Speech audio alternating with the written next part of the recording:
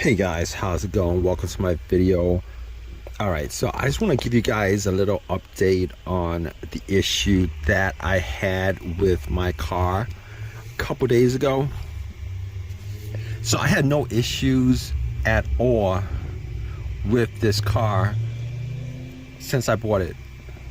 And we're talking about maybe like for the last 2 years, no issues whatsoever. I had to change the battery at one point, but that was it. Outside of that, normal upkeep. I changed the brakes, I changed the oil. Outside of that, no issues. Until a couple days ago, I drove it normally for the whole entire day, right? No problems whatsoever. Went and pretty much did shopping, did my usual thing, and parked it at a McDonald's. Went and got a couple of things, and when I came back out and tried to start it, which is like, took me about 15 minutes to order that all that stuff and try to start it, and nothing. It wouldn't start at all. So I was thinking to myself, okay, maybe it's something that I could fix on the spot. So I turned on the headlights just to see how bright the headlights were. And the headlights were pretty bright. So at that point, I assumed it's probably not the battery. It would crank. It's a strong crank. It wasn't a weak crank, it was a strong crank, but it wouldn't turn over, it wouldn't run. So I was thinking to myself, that's kind of odd, because it came out of nowhere. It wasn't like it was an issue that I had previously, an instance of an issue I had previously, and just got progressively worse. Wasn't that kind of situation. It just out of the blue, it was a crank no start problem. So I was thinking to myself, okay, I did change the battery. Let's see, maybe it's the battery that's causing it for whatever reason. Everything worked, the headlights worked, it cranked. It wasn't even a soft crank, it was a strong crank. Strong cranks. So I opened the hood up, and I was looking inside the hood around the battery area, just to see whether there's any kind of corrosion at all. And I didn't think it was the battery. 100% did not think it was the battery, but I checked it anyway, just to see whether there's any kind of corrosion. There was no corrosion. It was clean. It was tight. The negative line that connects to the frame, I made sure to check that, just to make sure that it's connected, it's free of corrosion, etc., and it was free of corrosion. So I was thinking to myself, what else could it be? Now, I didn't remember, I'm pretty sure there was not a check engine light previous to that. There was not a check engine light. And I have one of these OBD2 readers that I bought for $19 at Walmart.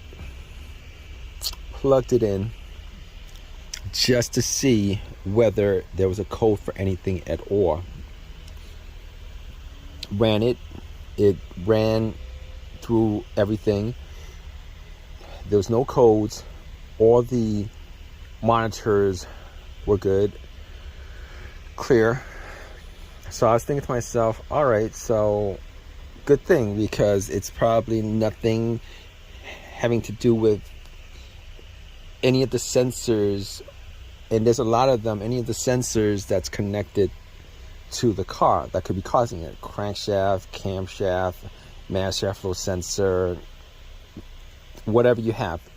All right, probably not one of those things, because if any of those things had an issue, it would cause a crank no start issue. However, it would also generate a code, and the check engine light would show on the dash. All right, so at that point I was happy that it wasn't any of those things. So I was thinking to myself, all right, so we can clear out a lot of different components. We can clear out a whole lot of components. I was thinking to myself also, maybe it's the fuse. Maybe it's the fuse that's causing it. A fuse. So I looked at the fuse box just to make sure that all the fuses were good.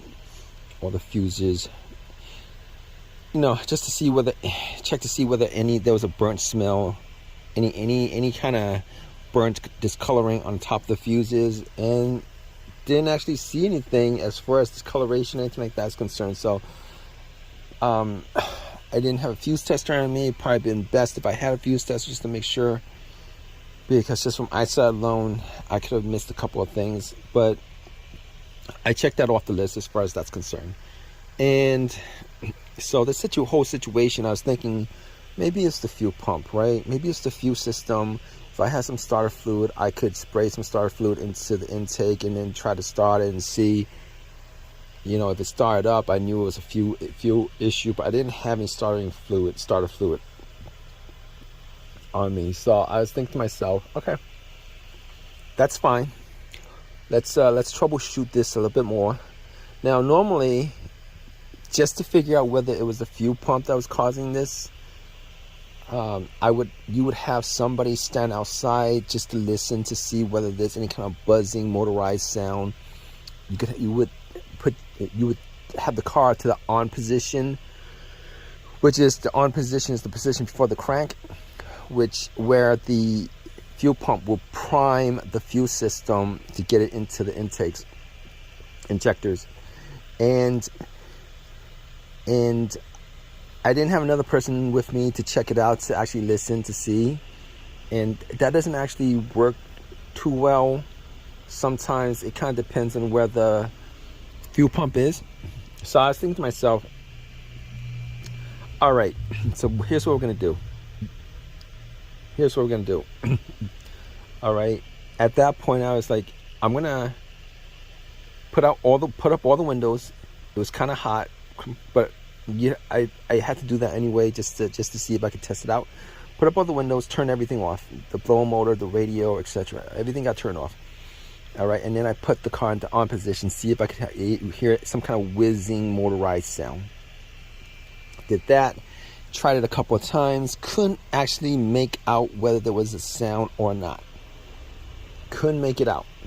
All right, at that point I was thinking to myself, what else could cause this problem? What else could cause this problem? And I was thinking, I was looking at my key fob, and I was thinking to myself, you know what? I never changed the battery on the key fob, and I've had an issue like this previously with another car, which was 3-4 years ago, which had this issue, and it turned out to be the key fob battery, where the key fob battery was so low that I wasn't able to get it to turn on. Well, it would crank, but it wouldn't turn over.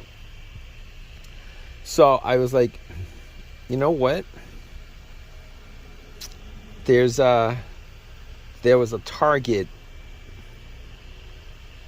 Actually, there was a Walgreens in that little strip mall. So I took the battery out of the remote, went to a Walgreens, got a battery, popped it in, and I was crossing my fingers on this because this is the easiest fix. This is the easiest fix for me, right? The battery is like $6. Put the battery in and then try to start it, and guess what, guys? Boom! It cranked up and it ran, and I've had no issues ever since. Well, ever since meaning like 2 or 3 days ago. So that was the fix for it. It could have been a whole, it could have been something else, but that was an easy fix. All right, I just want to let you guys know, if you guys have this issue, check that out. It could very well be your key fob battery that's causing your crank no start issue, particularly a crank no start issue, because a lot of people actually, they'll actually think that it's a component in the car itself that's causing the issue.